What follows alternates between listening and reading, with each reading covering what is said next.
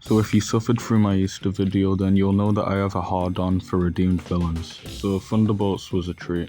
Something I appreciate about Thunderbolts' narrative is the fairly nuanced perspective on its central theme.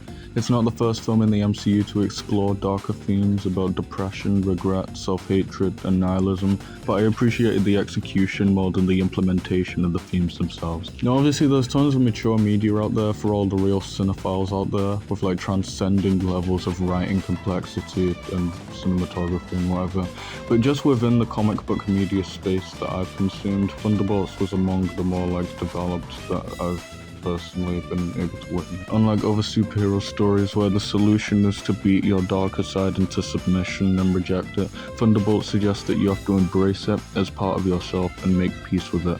To walk straight into the void is the best way to productively heal from your pain. Aside from Bucky, who I really appreciate the screenwriters not reversing his arc, and he's already been through this kind of thing and more so acts as an emotional guide for the other characters in the story. Everybody is running away from their past and trying to bottle it up, like Yelena, who initially conveys this philosophy to Bob in the first act, and then in the finale everybody marches straight on into the void to finally fully accept the worst parts of themselves, to not fight against it anymore.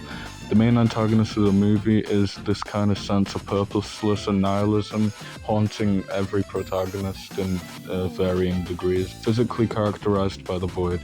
We see Bob slowly gaining the N-word pass along with the rest of the city while he beats his darker half to death, which is quite literally self-hatred in its purest form, and it's what the void thrives on.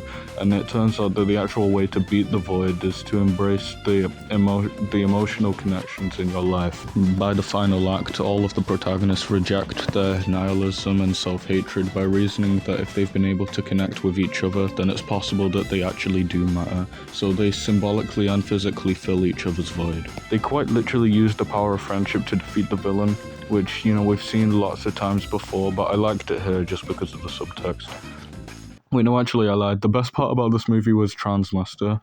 Dude, her, like, screen time in the film and, like, her insane, like, fight scenes, especially in the finale, they were insane. If you're a fan of Taskmaster, you have to watch the film ASAP. You will not be disappointed.